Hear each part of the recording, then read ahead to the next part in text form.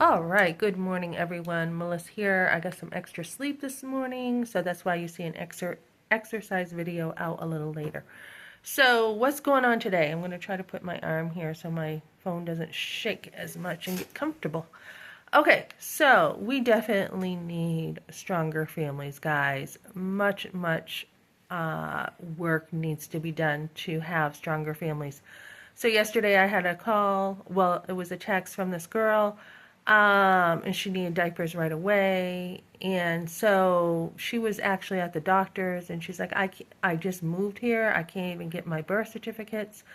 So I'm like, well, give them a call and see if they'll make an exception, right? So a lot of times when you have a lot of kids, unless you have all your ducks in a row, you're not going to have your birth certificates for your kids right there. So I'm like, also call this church, do this, do that. So as I'm looking at pro-life stuff some more, I'm just like, God, show me what you want. Where exactly is the gap? And I feel right now it's the girls on the outside, the girls who don't know God, the girls who, and even if they know God, they may not be in church. They're not connected to a community, and that is where the all the training will be for moms is in community, in churches. So to be able to connect women to churches, to have some kind of pathway to get them in, to connect them to pregnancy centers, to be able to be way out there, for the girls and be able to bring them in and then them to come to know Christ is my goal. So, we want to be rooted in Christ, right? We want to know him. So, I had a couple emails from the competition yesterday, and so I have a couple more videos to watch, and I'm just trying to, be like, okay, what is the best way to be able to help girls? I mean, how do I connect to schools to help girls, or, boys and girls clubs? What kind of clauses will need to be in there? So I'm just working through all this. But one of the things we know, like I had told my work, I had said they wanted me in. Yet they called me, said, "Can you come in at your convenience tomorrow?" I'm like, "Yep." And then I got a call last night when I was in class saying, "Can you come in at 4?" So I saw the inconsistency right there, and I had said yes, and then I thought about it, and I'm like, okay, I can see it. I can see something else is going on now. So I said, actually, I do have something at that time, which I do.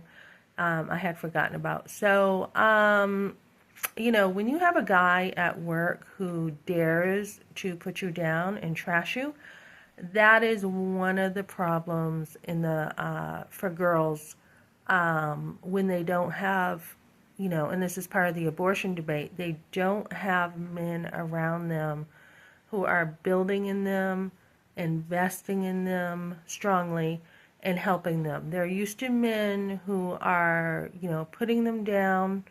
My Uncle Bill did build me up all the time, my Uncle Bill. But you have, men who just are distant. They're not really investing in you. Having men who speak criticism into you. That is a huge, uh, what do I want to say? What's the word? Like undermining of girls, right? When you have men like this around.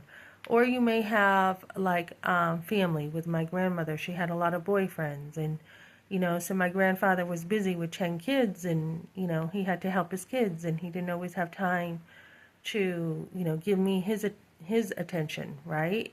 Although when I saw him, his nickname for me was Bum. That's why he used to call me Bum. So, and then I had a grandfather who was kind of distant too. He was busy doing, his own thing. When I saw him, it was pretty, pretty surface, kind of corny, not real close, but it was more positive, right? But when we have other men in our life who tear us down, that is huge. So we want churches where women are built up, they know who they are in Christ. We want churches that are healthy. We want everything for women to be the best they can be.